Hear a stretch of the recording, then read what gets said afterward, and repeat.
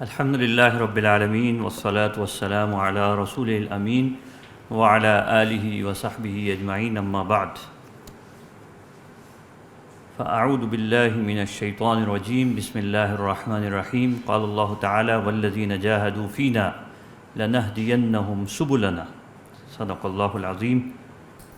Doctor یوسف al Qaradawi رحمہ اللہ کے حوالے سے ہم سب جمع ہیں اور انشاءاللہ ان کی فقہی خدمات پر میں آپ کے سامنے چند گزارشات پیش کروں گا۔ گو ہمارے موضوعات میں اس کے بعض متعین دائروں پر بھی گفتگو ہوگی، جیسے فقہ الاقلیات پر، المعاملات المالیہ پر، منہج فتویٰ پر انشاءاللہ یہاں گفتگو پیش کی جائے گی، اس لیے میں اختصار کے ساتھ چند گزارشات پیش کروں گا۔ لیکن اس سے پہلے مرکز تعلیم و تحقیق کا ذکر یہاں پر ہو رہا ہے اور یہ پروگرام مرکز تعلیم و تحقیق کے تحت منعقد کیا گیا ہے، تو میں ابتدا میں اختصار کے ساتھ آپ کے سامنے اس مرکز کا تعارف پیش کرنا چاہوں گا۔ 2009 میں مرکز تعلیم و تحقیق کا قیام عمل میں آیا اور اس مرکز کے قیام میں جو مقاصد پیش نظر تھے وہ یہ تھے کہ 21ویں صدی کے ماحول میں اسلامی تہذیب و تمدن کا احیاء کیا جائے، جو آج کے دور کی ایک اہم ضرورت ہے۔ اسی طرح جو علوم و فنون میں یا سوشل سائنسز میں جو اس وقت جو ضروریات ہیں انہیں اسلامی بنیادوں پر تشکیل دیا جائے، اس کی ریکنسٹرکشن کی جائے اور اس کو اسلامی نقطہ نگاہ سے اس کا نقد کیا جائے، اور اس کے حوالے سے جو ہمارے علمی حلقے ہیں اور عام مسلمان اور انسان ہیں ان کو صحیح معلومات فراہم کی جائیں۔ اسی طرح ایک بڑا مقصد جو مرکز کے قیام کا ہمارے پیش نظر رہا وہ ارباب فکر و دانش کی تیاری ہے، ایک ایسی جماعت کی تیاری کہ جن میں نوجوان ہوں، علماء ہوں، دعات ہوں، اور اسی طرح سے عام معاشرے کے وہ نوجوان کہ جو اپنے آپ کو دین کے لیے وقف کرنا چاہتے ہیں اور دین کے راستے کے راہی ہیں، تو انہیں مختلف علوم و معارف سے آگاہ کرنا، سے روشناس کرانا اور پھر اس قابل بنانا کہ جو مغربی غلبہ اور استیلاء کی وجہ سے، ان کے فکری اور علمی غلبہ کی وجہ سے جو اسلام کے جو علوم و معارف ہیں وہ جو پس منظر میں جاتے ہیں، تو اس کو نمایاں کیا جائے، اس کو واضح طور پر پیش کیا جائے، اور نہ صرف یہ کہ اسے پیش کیا جائے بلکہ مغرب کے فکری طلسم کو پاش کر کے اس کا برسر غلط ہونا دلائل و براہین سے ثابت کیا جائے۔ یہ بنیادی مقصد تھا جس کے تحت چند مخصوص اہداف ہم نے متعین کیے، بجائے اس کے کہ اپنے کام کو بہت زیادہ پھیلا لیا جائے۔ ہم نے دینی مدارس کے فاضلین تک اپنے کام کو ابتدا میں مرتکز کیا۔ 2012 میں مرکز تعلیم و تحقیق میں تخصص کی ابتدا ہوئی اور الحمدللہ اب تک 90 علماء کرام جو آلریڈی درس نظامی کر چکے ہیں، اور مرکز تعلیم و تحقیق سے انہوں نے تخصص فی الفقہ والافتاء 2 سالہ ریگولر پروگرام مکمل کیا، اور اب الحمدللہ مختلف میادین میں یونیورسٹیز میں بھی زیر تعلیم ہیں، دینی اداروں میں خدمات انجام دے رہے ہیں، اسلامک سینٹرز سے وابستہ ہیں۔ اور سب سے اہم پہلو یہ ہے کہ ہمارے ہاں ایک بڑی تعداد ایسے علماء کی ہے کہ جو یہاں سے تخصص کرنے کے بعد پھر پاکستان کی جو نامور یونیورسٹیاں ہیں، اسلامی یونیورسٹی ہے، اسی طرح سے رفاع انٹرنیشنل یونیورسٹی ہے، نمل ہے، اور باقی یونیورسٹیوں سے وہ اپنی تعلیم ایم فل اور پی ایچ ڈی مکمل کرتے ہیں۔ 3 شعبہ جات میں ہمارا کام مرتکز ہوتا ہے: شعبہ تعلیم، شعبہ تحقیق اور شعبہ دعوت و تربیت۔ شعبہ تعلیم کے تحت ہمارے تخصص کا پروگرام ہے اور اس کو ہم بتدریج آگے لے کر چل رہے ہیں۔ جس طرح ابھی اس وقت ہمارے ہاں تخصص فی الفقہ والافتاء ہے، اس سال سے الحمدللہ ہم نے تخصص فی فقہ الحلال بھی شروع کیا، جو اس وقت اس دور کی جو ایمرجنگ فیلڈز ہیں جن کے اندر کام کرنے کی ضرورت ہے، نوجوان علماء اس میدان میں کام کریں، تو اس میں الحمدللہ تخصص فی فقہ الحلال ہم نے شروع کیا ہے، اور اگلے سال ہمارا تخصص فی الاقتصاد الاسلامی کی ابتدا کرنے کا منصوبہ ہے،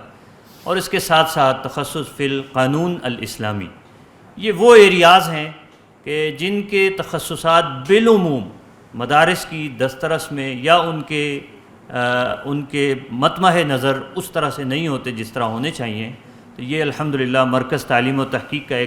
ایک لحاظ سے یہ کنٹریبیوشن ہے کہ جس کے تحت ہم دینی مدارس کے فاضلین کو ان شعبہ جات کے اندر مصروف عمل کر رہے ہیں۔ شعبہ تحقیق، تصنیف و تالیف، اور پھر اس میں مجلہ تعلیم و تحقیق جو HEC سے وائی کیٹیگری میں اس وقت جو ہے وہ ریکگنائزڈ ہے، اور الحمدللہ اس میں اہل علم اپنی کاوشیں پیش کرتے ہیں۔ شعبہ دعوت و تربیت، اساتذہ کی تربیت، یہ ایک بہت اہم میدان ہے۔ دینی مدارس میں اساتذہ کی تربیت کا کوئی خاص انتظام نہیں ہوتا، لیکن الحمدللہ جمعیت طلبہ عربیہ کے ساتھ اشتراک کر کے الحمدللہ یہ مرکز تدریب المعلمین پروگرام کر رہا ہے۔ اسی طرح دورہ اللغہ العربیہ کیا جاتا ہے، اور پھر اس کے ساتھ ساتھ ہمارے ہاں جو ایک بات میں عرض کر کے اپنے موضوع پہ آؤں گا کہ یہاں آپ دیکھیں گے یہاں پہ ہم نے وہ تمام موضوعات بھی آویزاں کیے ہیں کہ جس پر ہمارے طلباء، جس طرح بھی جناب مفتی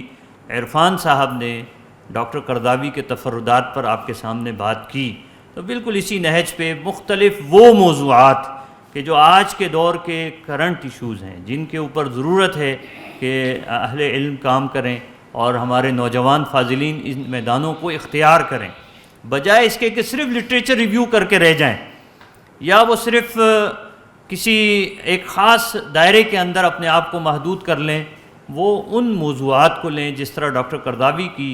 کے کنٹریبیوشن میں سب سے نمایاں بات جو آ رہی ہے وہ یہی ہے، اور ان کی فقہی خدمات پر اگر ہم بات کریں تو وہ یہی ہے کہ انہوں نے جو عصر جدید کے جو چیلنجز تھے، جو مسائل تھے، ان کو انہوں نے علمی نقطہ نگاہ سے اور فقہ کی زبان میں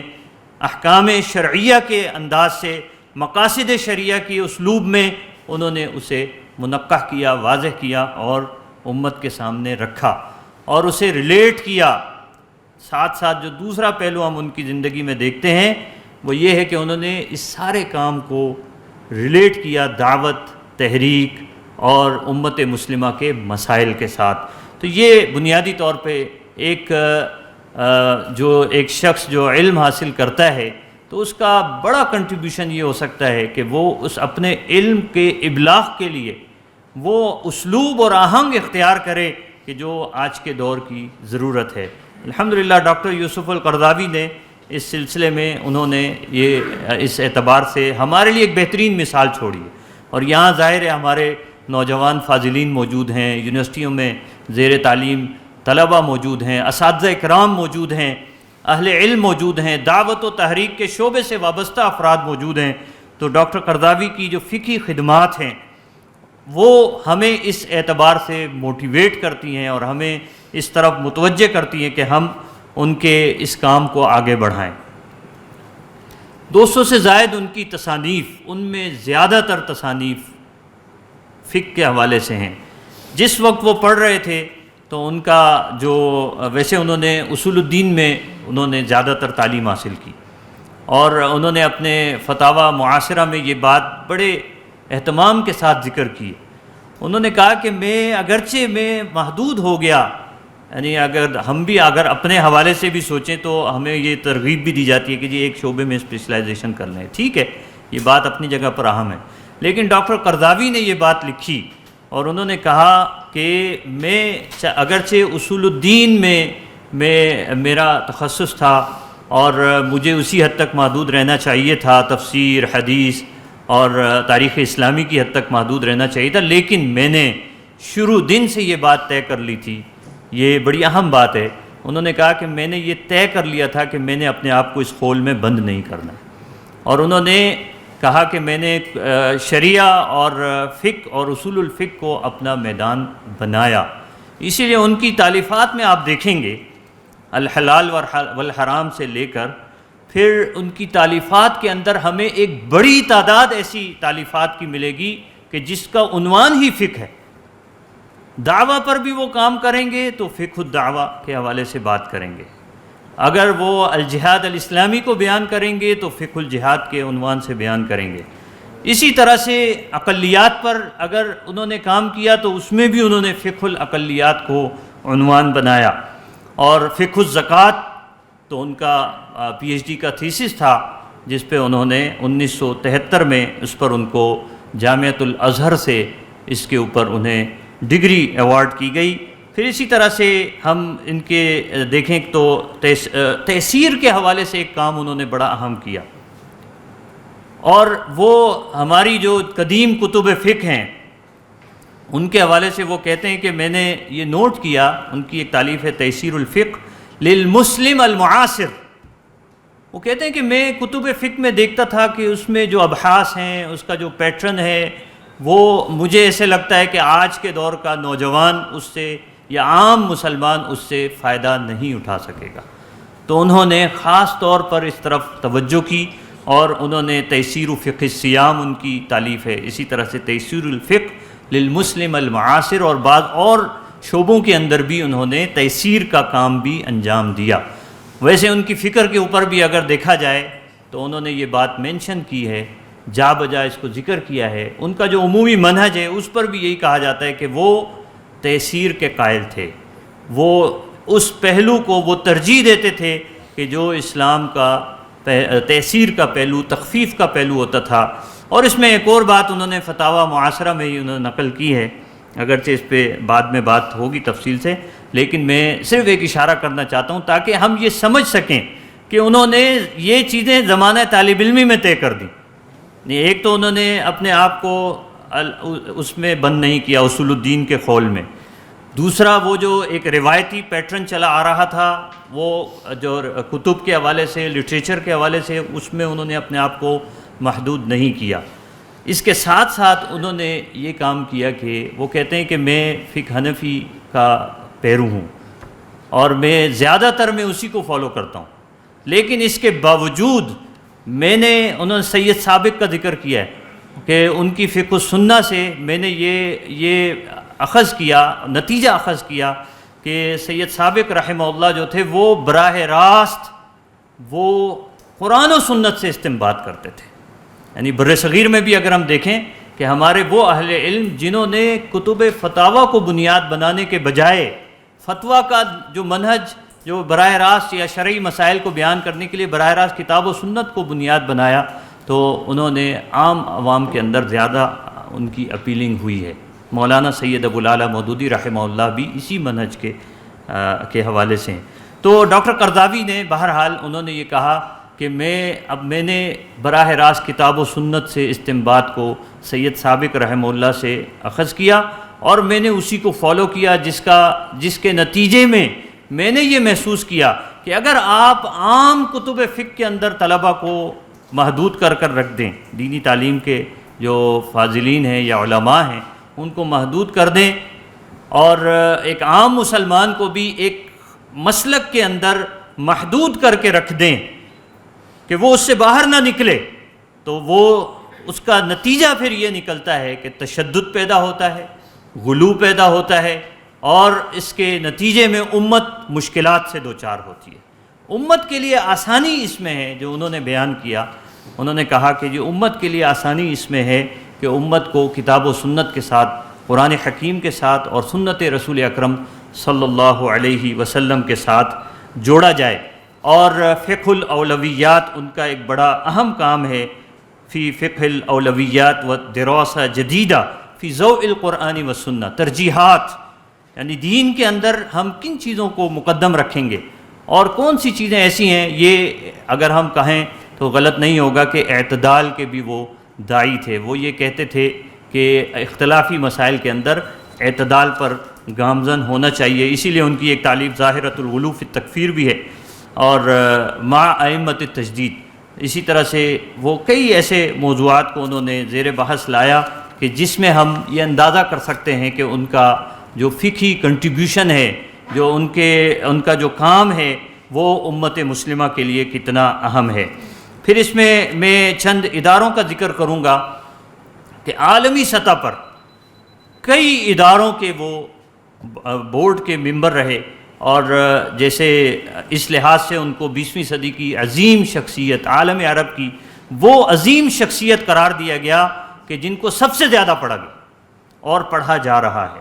اس میں جن اداروں کی رابطہ عالم اسلامی کے وہ ممبر تھے، اسی طرح سے مجمع البحوث الاسلامیہ مصر کے وہ رکن تھے، اور اسی طرح سے بین الاقوامی فقہ اکیڈمی جدہ کے وہ رکن تھے، اور اسلامی بینک قطر اسلامک بینک کے وہ شریعہ ایڈوائزر بھی تھے، بلکہ اس کے وہ جو ہے وہ اس کے سرپرست تھے۔ اسی طرح سے فیصل اسلامی بینک بحرین کے اور مرکز الدراسات الاسلامیہ آکسفورڈ کے وہ ممبر رہے، تو ان اداروں میں بھی وہ موجود تھے۔ یہ بڑی اہم پہلو ہے کہ ایک شخص جہاں اس کی تصنیف و تالیف ہے، اس کی فقہی خدمات ہیں، تو وہ ان اداروں کے اندر موجود رہ کر وہ انہوں نے دین کے فروغ کے لیے اور احکام شرعیہ کے فروغ کے لیے کام کیا۔ پھر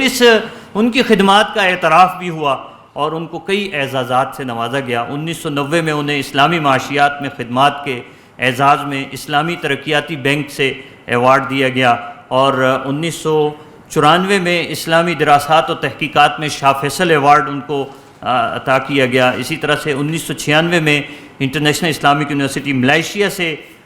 ممتاز علمی ایوارڈ ان کو